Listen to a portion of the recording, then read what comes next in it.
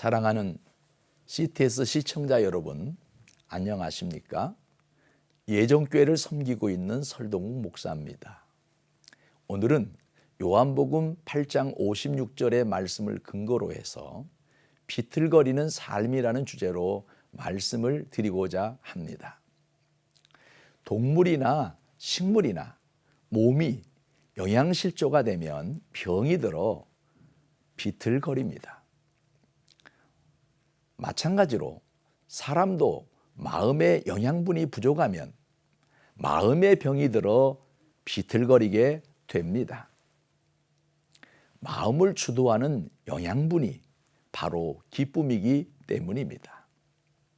기쁨은 우리 마음의 중요한 천연 비타민이요, 행복 바이러스입니다.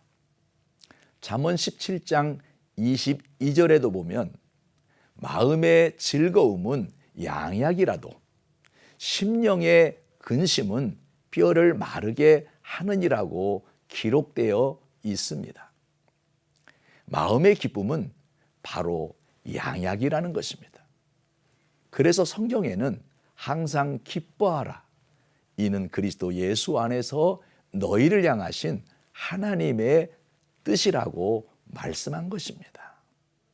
새벽 기도를 귀찮아하는 사람이 있는가 하면 기뻐하는 사람이 있고, 주일 예배도 마지못해 오는 사람이 있는가 하면 기뻐하며 오는 사람이 있습니다. 이처럼 기뻐하며 사는 사람이 있기에 교회가 되고 일이 되는 것입니다. 기뻐하는 삶을 사는 성도가 많아야 그 교회가 건강해집니다. 성경에 보면 아브라함을 믿음의 사람이라 합니다. 그런데 그의 믿음의 본질을 보면 기뻐하는 것입니다. 오늘 본문 요한복음 8장 56절에 보면 너희 조상 아브라함은 나의 때 볼 것을 즐거워하다가 보고 기뻐하였느니라고 기록하고 있습니다. 믿음이란 무엇을 했다, 무엇을 이루었다의 문제가 아니라 바라보고 즐거워하고 기뻐하는 것이 믿음입니다. 아브라함은 장차 올 메시아를 바라보고 기뻐했습니다. 이것이 믿음입니다. 어떤 사람은 믿으면서도 항상 심각한 사람이 있습니다. 항상 비판하고 공격적입니다. 사실 기뻐하는 것은 선택이 아니라 필수임을 알아야 합니다. 왜냐하면 염려와 근심은 뼈를 마르게 할 뿐만 아니라 기쁨을 통해 찾아오는 행복까지 잃게 합니다. 마귀가 우리를 삼킬 때는 염려와 근심의 죄를 뿌려 기쁨을 빼앗아 버립니다. 그리고 염려와 근심과 두려움에 휩싸이게 한 다음 우리를 삼키기 때문에 삶의 기쁨을 잃어버리면 안 됩니다. 오늘날 우리의 병들이 마음의 근심, 염려, 불안, 스트레스가 원인임을 알고 항상 기뻐하시기 바랍니다.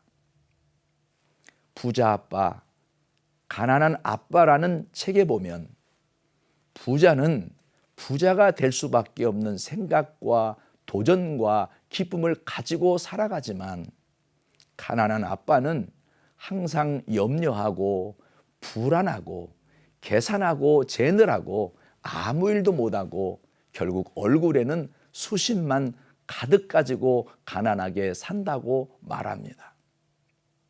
여러분, 마음의 기쁨은 행복의 원천입니다.